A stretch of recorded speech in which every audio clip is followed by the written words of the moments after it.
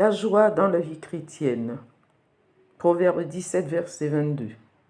Un cœur joyeux est un bon remède, mais un esprit abattu dessèche les eaux. Il est très important de comprendre qu'il existe un lien entre l'état de notre âme et notre corps.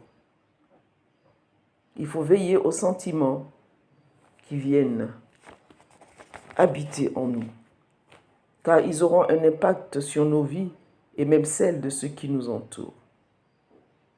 À travers la parole de Dieu, nous voyons l'effet de la joie dans la vie d'un homme.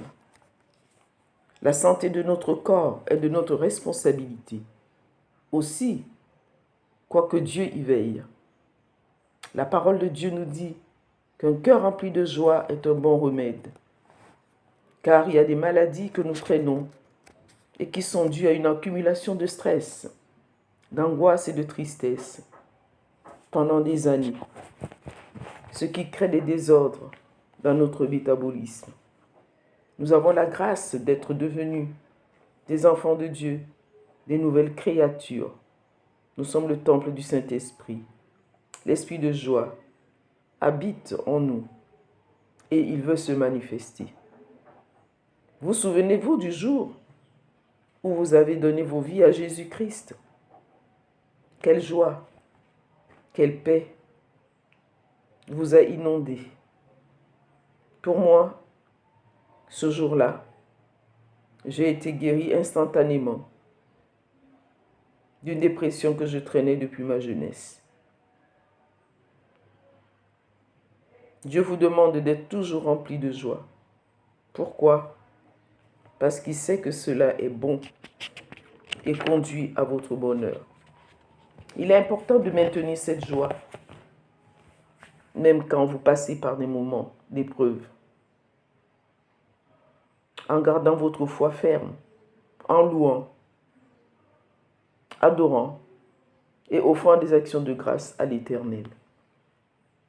Parce que maintenir cette joie permet à votre corps de chasser toute maladie. Les périodes de joie vont entraîner des hormones de joie et qui vont agir dans vos corps. Dieu vous exhorte à avoir des occasions de rire. La tristesse produit la mort, alors que la joie produit la longévité. Dieu programme des occasions de fête pour nous guérir. La joie est capitale. Si vous voulez vivre longtemps, créez des occasions de joie où votre cœur est content, même avec le peu que vous avez. Faites-le avec des frères et des sœurs en Christ, les membres de vos familles et même vos amis. Des problèmes créent des maladies. Il y a des situations dans vos vies qui vous font passer dans des moments de tristesse profonde, créant même des dépressions. Par exemple, des ruptures sentimentales, des deuils, la perte d'un emploi. Il y a des personnes qui vous transmettent des émotions de peur, d'angoisse, d'inquiétude à travers les messages qu'ils vous envoient par les réseaux sociaux. Vous perdez votre joie, votre paix et même votre foi. Sachez les arrêter par la parole de Dieu. Bien-aimés, que personne ni rien ne vienne vous voler votre joie et votre paix. Tournez constamment vos regards vers l'Éternel afin d'être rayonnant. L'amour de Dieu pour vous rassure et vous procure cette joie.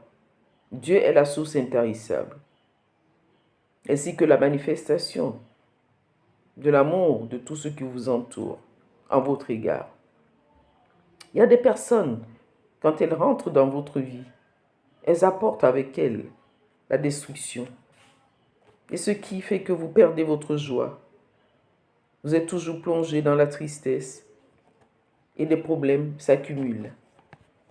Ayez une discipline vis-à-vis de ces personnes. N'acceptez pas qu'ils contrôlent vos vies. Ils voudront devenir le centre de votre vie. et vous serez déconnectés de Jésus-Christ et vous allez vous retrouver sous le joug de leur servitude. Soyez abondamment bénis. Après avoir écouté ce message, vous allez prier pour vous libérer de la tristesse. Père, au nom de Jésus,